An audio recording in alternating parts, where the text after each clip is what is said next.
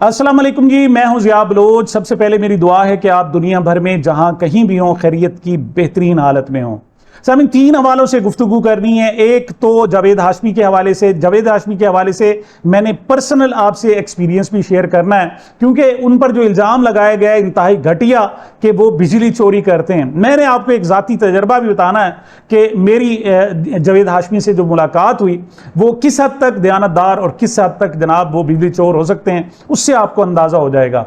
और मौलाना फजल रहमान साहब के हवाले से भी बात करनी है, और नौरीन नियाज़ी साहिबा के हवाले से कि उनको जनाब उनका जो पॉडकास्ट है और उन्होंने जो गुफ्तगू की वो आखिर किस हद तक जुर्मदार हैं, किस हद तक उन्होंने क्राइम कमिट किया है और क्या जुर्म किया है, इस पर भी गुफ्तगू करते हैं। लेकिन आगाज करते हैं मौलाना फजल रहमान साहब के हवाले से। मौलाना फजल रहमान साहब ने ताज़ा बयान दिया और उस पर मुख्तलिफ क्या साराइयाँ की जा रही हैं।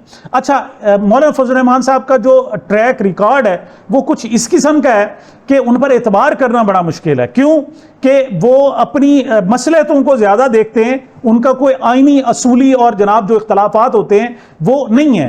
वो ज़रूरत पड़े तो मोहतरमा बेनज़ीर भुट्टो साहब की क़यादत को वो कहते हैं जी हराम है, और फिर ज़रूरत पड़े तो फिर उनके साथ खड़े हो जाते हैं। वो डिक्टेटर मुशर्रफ के खिलाफ हो जाते हैं और फिर कहते हैं नहीं, जब ज़रूरत पड़े तो उन्हीं के जनाब साथ ही हुकूमत में मौजूद होते हैं। यही सूरत हाल उनकी जनाब जो हुकूमत है उस हवाले से है कि वो एक तरफ उनकी मुखालफत करते हैं, लेकिन जब 26वीं 27वीं तरमीम की बारी आती है तो फिर उनके साथ खड़े हो जाते हैं। मतलब ये उनका ट्रैक रिकॉर्ड है। ऐसा नहीं है कि वो अपनी जनाब असूलों पर खड़े हो जाएं और फिर कुर्बानियां दे दें, सवाल ही पैदा नहीं होता। वो वसूलियों की सियासत करते हैं, असूलों की सियासत कम करते हैं। लेकिन अब जो रिसेंटली वो इस्टेब्लिशमेंट के खिलाफ खड़े हो गए और वो मामला को मुसलसल बढ़ा रहे हैं, तो इसके बैकग्राउंड में क्या है, इस हवाले से दो तीन थ्योरीज पेश की जाती हैं। एक तो ये कि जनाब खैबर पख्तूनख्वा में चूंकि पीटीआई की हुकूमत है, अभी तक वहां पर पीटीआई के बयानियों को शिकस्त नहीं दी जा सकी। उसकी वजह कि पीटीआई इस्टेब्लिशमेंट के खिलाफ है और खैबर पख्तूनख्वा के लोग जो इस्टेब्लिशमेंट के खिलाफ जो भी आए उनकी जनाब वो हिमायत करते हैं। और आपने देखा भी है कि अब जितने 3-4 ट्रेंड चले इन 4-5 दिनों में, कौम ने सारे इख्तलाफात बुला दिए और सारी बातें भूल गई कि मौलाना फजल रहमान ने माजी में क्या किया। वो आकर साथ खड़े हो गए। हाँ, थोड़े बहुत अनासिर हैं वो उनकी जनाब मुखालफत कर रहे हैं या उसका कोई दूसरी शक्ल दिखा रहे हैं, लेकिन मैक्सिमम लोग अब भी मौलाना फजल रहमान के साथ खड़े हैं और वो कहते हैं चूंकि उन्होंने इस्टेब्लिशमेंट से टक्कर ली है लिहाजा उनके साथ खड़ा होना चाहिए। तो एक तो चूंकि नफसियाती मामला है कि जो भी इस्टेब्लिशमेंट के खिलाफ खड़ा होगा कम से कम खैबर पख्तूनख्वा से वहां से रिस्पांस मिलेगा और ओवरऑल पाकिस्तान से भी लाजमी मिलेगा। तो चूंकि खैबर पख्तूनख्वा में आइंदा आने वाले इलेक्शन में पीटीआई का रास्ता साफ करना है, लिहाजा एक किरदार की जरूरत है, एक पार्टी की जरूरत है जो इस्टेब्लिशमेंट के खिलाफ हो। तो ये जो लॉन्च की है सारी की सारी जनाब कैंपेन, ये इस्टेब्लिशमेंट की मर्जी से लॉन्च की गई है। और उसकी एक मिसाल भी कहते हैं, वो कहते हैं नहीं, मोहतरमा नौरीन नियाजी ने तो एक बयान दिया, उनके खिलाफ फौरी तौर पर एनसीसीआई हरकत में आई और 24 घंटों बाद ही उन्हें बुला लिया। लेकिन मौलाना फजल रहमान साहब ने खुलकर जनाब एक जलसे में खिताब किया। एक तो उनको जलसे की इजाजत मिल गई, यहां पंजाब में किसी को जलसे की इजाजत नहीं है, पीटीआई को तो बिल्कुल नहीं है, लेकिन मौलाना फजल रहमान साहब को कसूर में जलसे की इजाजत मिल जाती है। तो ये जनाब उन्हीं के पैदा करदा है, मतलब इस्टेब्लिशमेंट ही उनको ला रही है। अच्छा, दूसरी जो थ्योरी है वो ये है कि हाँ इस्टेब्लिशमेंट ला रही है, लेकिन सारी इस्टेब्लिशमेंट नहीं ला रही है। इस्टेब्लिशमेंट का एक तरीका कार होता है कि सबको अपने हाथ में रखा जाता है, इंगेज रखा जाता है। तो इस्टेब्लिशमेंट के कुछ अनासिर हैं, अब वो जो मौलाना फजल रहमान साहब को थोड़ा सा बैकअप कर रहे हैं और वो कह रहे हैं जनाब आप आएँ, थोड़ा सा स्टैंड लें, और जहां भी जरूरत होगी उसको फिर कायल भी कर लिया जाएगा, उनको इशारा करके बिठा भी दिया जाएगा और किसी वक्त भी मामला सेटल, मतलब उनके हाथ में, जब चाहेंगे उनको कंट्रोल कर लेंगे। लेकिन एक तीसरा वर्जन भी है और उसमें भी बड़ा वजन है। आफ्ताब इकबाल ने भी इस हवाले से बात की है। वो कहते हैं कि नहीं, ये मामला ऐसा नहीं है, मसनूई नहीं है, बल्कि ये वाकई हकीकी किस्म का जनाब मुखालफत है और हकीकी मसाइल हैं। एक बात याद रखिएगा, जो हकीकी मुखालफत है वो तब पैदा होती है जब एक दूसरे के मफादात से टकराव हो। मसल पीटीआई और इस्टेब्लिशमेंट का एक दूसरे के मफादात से टकराव है, लिहाजा वहां तसादुम पैदा हुआ। क्यों कि वो عوام کی جو طاقت ہے اس کے حکومت اس کے بنیاد پر چاہتے تھے حکومت بنے، اور وہ 17 سیٹوں والوں کو لے آئے، تو صاف ظاہر یہ ساری صورتحال پیدا ہو گئی۔ یا اس سے پہلے بھی جو ایون حکومت گئی بھی تو وہ ذاتی دو شخصیات تھی، ان کا آپس میں جناب کلیش ہوا، پرسنالٹی کلیش، اور پھر عمران خان کی حکومت تک چلی گئی۔ اور عمران خان اس قسم کا بندہ نہیں ہے کہ وہ جناب کو جھک جائے، تھوڑی سی منت ترلا کر لے، یہ معاملات کو سمجھ لے۔ اس نے پھر قربانی اپنی جناب اپنی نہ صرف پارٹی کی، اپنے خاندان کی، اپنی زندگی کی، سب کچھ اس نے قربان دو پر لگا دیا، اور ماننے کے لیے اس بن اب ٹل نو تیار نہیں ہے۔ تو کیا جو مولانا فضل الرحمان صاحب ہیں واقعی ان کے ساتھ اس قسم کا مسئلہ ہے؟ اس حوالے سے تھوڑا سا آپ کو دیکھنا پڑے گا۔ دیکھیں، یہ ایک نیا فتنۃ الخوارج ایک نام آیا ہے، کہاں سے آیا ہے اور یہ معاملات کیا ہیں؟ فتنۃ الخوارج یہ خاص طور پر طالبان کو کہا جاتا ہے۔ طالبان کا ایجنڈا کیا ہے؟ طالبان کا ایجنڈا یہ ہے کہ ہم نے روس کو شکست دی، ہم نے امریکہ کو افغانستان میں شکست دی، اور اس کے بعد ہم نے یہ اسلامی امارات اسلامیہ افغانستان بنائی۔ لیکن ان کے خیال میں یہ امارات افغانیہ تک محدود نہیں ہے، بلکہ یہ تو جناب پوری دنیا پر حکمرانی ہونی چاہیے۔ اور اس کی یعنی ایک جب آپ حکومت سنبھال لیتے ہیں ایک خطے پر تو پھر وہاں تک محدود نہیں رہتی، بلکہ وہ کہتے ہیں نہیں، ہم نے ارد گرد کے ممالک اور پھر پوری دنیا پر غلبہ حاصل کرنا ہے۔ مطلب یہ ان کی بنیادی سوچ ہے۔ مملکت اسلامیہ جو ہوتی ہے وہ خاص خطے تک نہیں ہوتی، خاص جغرافیائی اس کی حدود نہیں ہوتی، بلکہ پوری دنیا پر اس کا جناب اثر ہوتا ہے۔ تو یہ ہے ان کا بنیادی، جو طالبان کا، جو اس وقت بھی ملا ہیبت اللہ ہے یا دیگر ہیں، ان کا بنیادی تصور یہ ہے کہ افغانستان کو بیس بنا کر ہم پوری دنیا پر اسلام، اسی وجہ سے وہ امریکہ، دیگر چین، چائنا، دیگر کو بھی جناب وہ چیلنج کرتے ہیں۔ اچھا، یہ پہلی مرتبہ نہیں ہے، اس سے پہلے بھی آپ دیکھیں ایران میں جب انقلاب آیا تھا 1979 میں، تو اس کے بعد یہ اثر رسوخ پھیلا، اور انہوں نے کہا جی دیکھیں ایران میں اب انقلاب آ گیا، اب یہ تو پوری دنیا میں پھیل جائے گا۔ اور یہ مطلب فطرت ہی ایسی ہے کہ جب بھی کسی خاص خطے پر کنٹرول کر لیا جاتا ہے تو پھر آگے کا سوچا جاتا ہے، اور یہ آگے کا سوچ رہے ہیں۔ اور ٹی ٹی پی کو بھی شہ بنیادی طور پر افغان طالبان کی ہے، ورنہ ٹی ٹی پی سروائیو نہیں کر سکتی، پاک فوج کے سامنے سروائیو نہیں کر سکتی۔ لیکن کیا ہے، وہاں ان کو وسائل مل رہے ہیں، وہاں ان کو شیلٹر مل رہا ہے، وہاں ان کو جناب چھوڑا ہوا جو اسلحہ ہے جو امریکہ کا وہ ان کو مل رہا ہے، اور بہت ساری لاجسٹک سپورٹ مل رہی ہے جس کی وجہ سے وہ یہاں موجود ہیں۔ اچھا، افغانستان سے تو یہ سب کچھ ملا، اب طالبان کو پاکستان سے بھی بہت کچھ مل رہا ہے۔ بنیادی طور پر ان کا جو نظریاتی جناب قلعہ ہے وہ مدارس ہیں، اور مدارس بھی سارے نہیں ہیں، جو دیوبندی مدارس، مکتب فکر کے مدارس ہیں وہ ہیں۔ اور ایون افغانستان کو بھی دیکھیں تو وہاں افغانستان میں دیوبندی مکتب فکر ہی غالب ہے، مطلب ان کی A to Z سارا کچھ دیوبندی مکتب فکر ہے۔ اور دیوبندی مکتب فکر کو جو پاکستان میں سپورٹ کرتے تھے وہ JUI تھے، جمعیت علماء اسلام۔ یہ علیحدہ بات ہے کہ بعد میں JUI کے بہت سارے دھڑے بن گئے، ٹھیک ہے، مولانا سمیع الحق بن گئے، اور جناب حقانی بن گئے، اور دیگر بن گئے، لیکن اس وقت جو ٹوٹل کنٹرول ہے وہ مولانا فضل الرحمان صاحب کے پاس ہے۔ ان کے پاس اسٹریٹ پاور بھی ہے مدارس کی شکل میں، اور لاجسٹک سپورٹ بھی ہے، اور سب کچھ ہے۔ لیکن اب جناب جو فتنۃ الخوارج ہماری جناب اسٹیبلشمنٹ نے نام دیا، اس سے ان سب کو خطرہ محسوس ہو رہا ہے۔ ایون جو پاکستان کے دیوبند مدارس ہیں ان کے لیے یہ مسائل پیدا ہو رہے ہیں۔ اچھا، ان دیوبند مدارس کی اور یہ ساری اسٹریٹجی اور شدت پسندی کو دیکھ کر یہاں پاکستان میں جو بریلوی مکتب فکر تھا اس میں بھی یہ سلسلہ شروع ہوا، اور یہ جو تحریک لبیک پاکستان بنائی گئی تھی مولانا خادم رضوی، وہ اسی طرز پر تھی، تو اس کو انہوں نے کرش کر کے رکھ دیا۔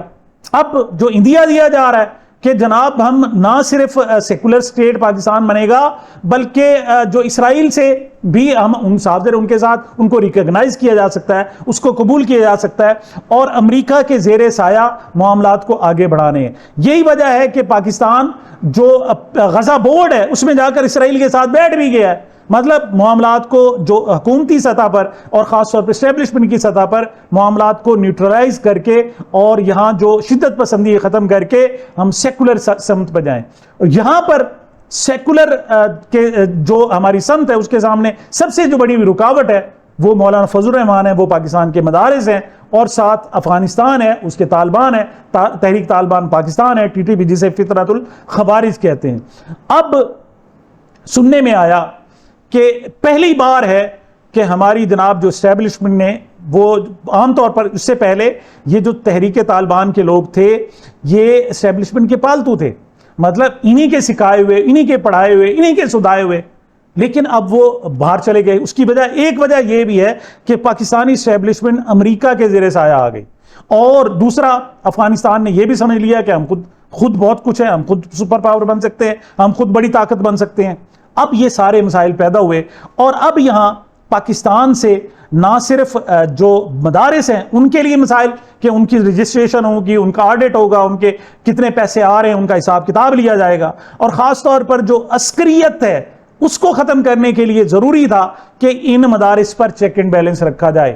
اور یہ واقعی جناب مولانا فضل الرحمان صاحب کے لیے سیریس تھریٹ ہے، مطلب جو جس پر آپ کی حکمرانی ہے اس وقت، جس کے آپ بے تاج بادشاہ ہیں، اسی قلعے کو ہی ختم کر دیا جائے اور وہ مدارس ہیں، تو پھر آپ کے پاس بچے گا کیا؟ اس کے لیے ضروری ہے کہ آپ پیش بندی کریں، اور اس سے پہلے کہ وہ آپ کو ختم کر دیں، آپ کے لیے اچھا وقت ہے کہ اس وقت پی ٹی آئی اسٹیبلشمنٹ کی مخالف ہے، اس وقت عوام بھی اسٹیبلشمنٹ کو پسند نہیں کرتے، تو یہ بہتر چوٹ لگانے کا وقت ہے کہ آپ اس وقت چوٹ لگائیں اور اس فتنے، اس صورتحال کو کنٹرول کریں۔ تو لہٰذا یہ جو جناب اسٹیبلشمنٹ کے خلاف مولانا فضل الرحمان کا یہ تازہ سٹانس ہے اور یہ تازہ موومنٹ ہے، یہ حقیقی ہے، کیونکہ ان کو اپنی بقا کا مسئلہ ہے، اس وجہ سے وہ کھل کر اس طرح سامنے آ رہے ہیں۔ اب آ جاتے ہیں جناب محترمہ نورین نیازی کی طرف۔ انہوں نے ایک کہا جا رہا ہے جناب انہوں نے بیان دیا، جی میں کہتا ہوں انہوں نے بیان نہیں دیا۔ بیان تو وہ ہوتا ہے کہ آپ کسی پریس ریلیز میں بیان دیتے ہیں، کوئی جناب آپ کوئی کہیں گفتگو کسی محفل میں کرتے ہیں، کسی جلسے میں کرتے ہیں، کسی اور میں کرتے ہیں، لیکن یہاں تو ایسا نہیں ہے۔ یہ کہا جا رہا ہے کہ یہ پوڈ کاسٹ کا حصہ بھی نہیں ہے، یہ مخصوص جناب وہ جناب ٹکڑا جو کاٹ کر اس وقت وائرل کیا گیا ہے وہ ان کی پوڈ کاسٹ میں بھی نہیں ہے۔ وہ پوڈ کاسٹ کے علاوہ جب گفتگو کر رہی تھی تو اس دوران ان سے گفتگو ہی ریکارڈنگ کیمرے تو چل رہے تھے، تو جناب یہ وہ گفتگو ہے، اور خاص طور پر انہوں نے اس کو کہا بھی کہ یہ آپ نے چلانی نہیں ہے۔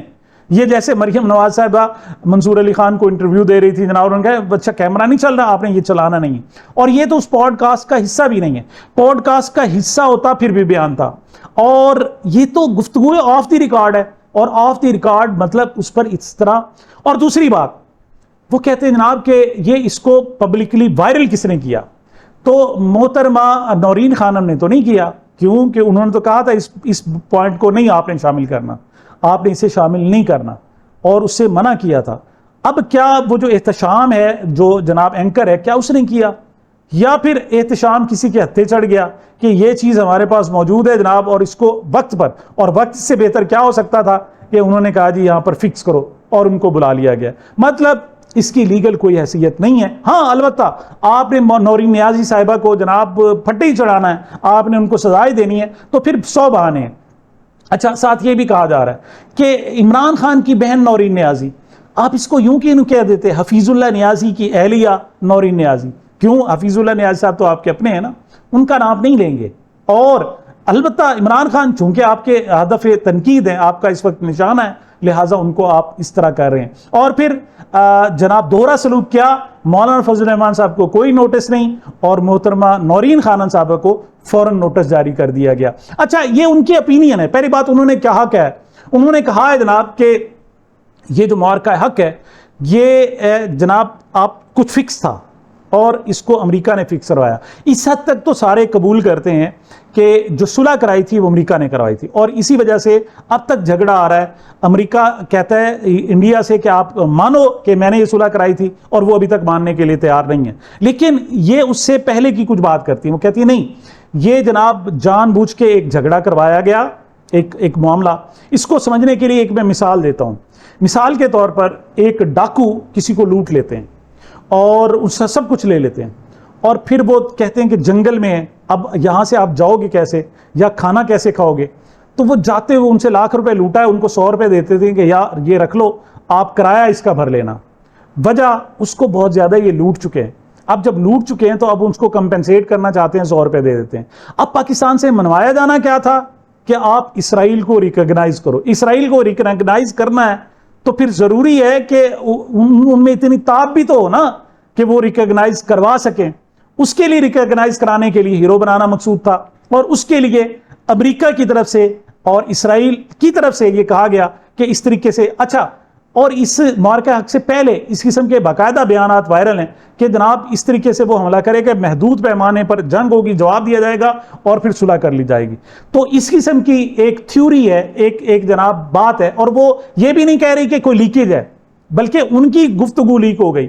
وہ ایک کنسپٹ ہے، گھریلو خاتون ہے، وہ اس قسم کی بات کر رہی ہیں، اس پر آپ انہیں جناب کہیں کہ نہیں آپ نے جناب بڑے بریچ کر دی۔ کیا بریچ کر دی؟ ایک انہوں نے اپنی رائے دی ہے، اور رائے دینا ہر ایک کو حق ہے۔ ایک شخص کہتا ہے جی میں بڑا نیک ہوں، دوسرا کہتا ہے میں نہیں مانتا آپ نیک ہیں، آپ اس کا کیا بگاڑ لیں گے؟ بھائی نہیں مانتا، وہ اس کی اپنی رائے ہے، یہ بھی محترمہ کی اپنی رائے ہے۔ ہاں البتہ ان کے ساتھ آپ غصہ کرنا چاہیں، ان کو پہلے بھی آپ 300 مقدمہ کر چکے ہیں، ایک اور ہو جائے گا تو اس سے کوئی فرق نہیں پڑے گا۔ اب آتے ہیں امیر مخدوم جاوید ہاشمی صاحب، ان کے گھر پر پولیس بھیجی گئی، 12 گھنٹے ان کو ستایا گیا، ان کو نفسیاتی دباؤ میں رکھا گیا، ان کی وجہ سے ساتھ گھر کے جو 2 3 4 اور میٹر تھے وہ بھی بجلی کے اتار لکھ کر لے گئے۔ سارا دن 35 ڈالے، سینکڑوں لوگ سیکیورٹی اہلکار، ایون رینجرز بھی وہاں موجود تھے، ان کے گھر کا گھیراؤ کرتے رہے، اور رات کو 1:30 بجے ان کے گھر میں داخل ہوئے، ان کا جناب میٹر لے گئے اور ان کو ڈرایا گیا، ان سے پوچھا جاتا رہا کہ ہمارا گناہ کیا ہے، ایلیگیشن کیا ہے، انہوں نے نہیں بتایا۔ اب اگلے دن پتہ چلا جناب کہ انہوں نے بجلی چوری کری ہے۔ یہ ایسے ہی ہے جسے جناب گھاس چوری کرنے کا مقدمہ درج کیا جائے، یا سابق وزیر اعظم پر بکری چوری، بھینس چوری کا مقدمہ درج کیا جائے۔ آپ جاوید ہاشمی سے 100 اختلاف کر سکتے ہیں، لیکن ہی از دی مین آف پرنسپلز، وہ اصولوں کا بندہ ہے، دیانت دار بندہ ہے، صاف ستھرا آدمی ہے۔ میں آپ کو اپنی ایک ذاتی مثال دینا چاہوں گا۔ ہمارے ایک دوست تھے، انہوں نے جب مخدوم جاوید ہاشمی صاحب کو بلایا ایک تقریب میں، اور اس میں ان کو خاص طور پر جب آئے تو ان کا استقبال کیا گیا۔ وہ جس جگہ سے انہوں نے خطاب کرنا تھا، بیٹھنا تھا، اس سے کافی دور، مطلب 1 ایکڑ دور ان کا آ کر استقبال کیا گیا، اور کچھ آتش بازی یا مطلب ملتان میں معمول ہے، اور آج سے کوئی 8-10 سال پہلے، 15 سال پہلے تو یہ بڑا مطلب روٹین کی بات تھی کہ رات کو کوئی بھی فنکشن ہوتا تو اس پر آتش بازی کی جاتی تھی۔ تو مخدوم جاوید ہاشمی صاحب جب آئے تو ان کے لیے آتش بازی کا اہتمام کیا گیا، نعرے لگائے گئے اور آتش بازی چھوڑی۔ اچھا، جو ہی آتش بازی شروع کی، مخدوم جاوید ہاشمی ایک دم الرٹ ہو گئے، انہوں نے کہا یہ کیا کر رہے ہو، اس کو بند کرو۔ اچھا، وہ نعرے لگا رہے تھے لیکن وہ پہلے تو آہستہ آہستہ کہتے، پھر وہ شدید ہو گئے، انہوں نے کہا جی اس کو بند کرو۔ اچھا، منتظم جو تھے وہ بھی خاصے پریشان ہو گئے، انہوں نے کہا جی آتش بازی، انہوں نے کہا نہیں، یہ غیر قانونی ہے، اور میں اس جگہ ہرگز نہیں جاؤں گا، نہیں ٹھہروں گا جہاں کوئی بھی چھوٹے سے چھوٹا غیر قانونی کام کیا جا رہا ہو۔ یہ ہے جاوید ہاشمی کہ مطلب اپنی موجودگی میں آتش بازی بھی وہ برداشت نہیں کر سکتا کہ لوگ، میڈیا اور دوسرے لوگ کہیں گے دیکھیں جی مخدوم جاوید ہاشمی کی موجودگی میں وہاں آتش بازی ہوتی رہی اور قانون کی خلاف ورزی ہوتی رہی۔ اچھا، اب وہ لوگ آتش بازی تو صاف ظاہر کوئی اور کر رہے تھے، اب وہاں جو منتظم تھا انہوں نے کہا جی اچھا ہم کہتے ہیں، انہوں نے بندے دوڑائے، انہوں نے کہا جی فوری طور پر آتش بازی بند کر دو۔ لیکن یہ بات کنوے کرنے میں کوئی 2-4-5 منٹ تو لگ رہے تھے، وہ 2-4-5 منٹ لگ رہے، لیکن جاوید ہاشمی پہلے ٹھہرے، انہوں نے کچھ توقف کیا 2-3 منٹ، لیکن اب بات آتش بازی نہیں رکی تو وہ واپس چل گئے۔ مطلب انہوں نے گاڑی کو کہا جی موڑو، گاڑی موڑ نہیں سکتی تھی، وہ پیدل ہی روانہ ہو گئے، اور ان کے ساتھ مطلب اس وقت جو جاوید ہاشمی کے چونکہ استقبال کیا جا رہا تھا، کئی 100 لوگ موجود تھے، وہ سارے پیچھے، پنڈال خالی اور جاوید ہاشمی آگے اور لوگ اس کے پیچھے تھے۔ اور جب تک آتش بازی رکی نہیں، اور جب تک کہ اس منتظم نے انہیں کہا نہیں کہ جی آتش بازی رک گئی، اب آپ کو بالکل کوئی آواز نہیں آئے گی، اس وقت تک جاوید ہاشمی نہیں رکے، اور وہ پھر ان کو یقین دہانی بڑی مشکل سے ان کو منایا گیا، واپس آئے، اور آ کر انہوں نے خطاب میں کہا، مجھے آج بھی یاد ہے، اس نے کہا جی میں نے آج تک کوئی بھی قانون کے خلاف ورزی، کوئی کالک اپنے منہ پر نہیں ملی، میں نہیں چاہوں گا کہ کچھ چھوٹا سے چھوٹا الزام بھی مجھ پر عائد ہو اور مجھ پر اس قسم کی الزام تراشی کی جائے۔ جو شخص اتنی احتیاط کرتا ہو، آپ اس سے توقع کرتے ہیں کہ وہ بجلی چوری کرے گا، مطلب کوئی آپ الزام جو لگانا چاہتے تھے وہ تو کوئی بہتر لگاتے، شرمناک قسم کی صورتحال ہے۔ ہاں البتہ میں یہ بھی کہنا چاہوں گا کہ دیکھیں یہ ان کو چونکہ ڈرانا مقصود تھا، لہٰذا انہیں کہا جی دیکھیں ابھی صرف آپ کے خلاف بجلی چوری کا مقدمہ ہے، ہم تو عدت کے کیس بھی بنا دیا کرتے ہیں، ہم تو کچھ اور بھی کچھ کر لیا کر سکتے ہیں، یہ آپ کے لیے وارننگ ہے۔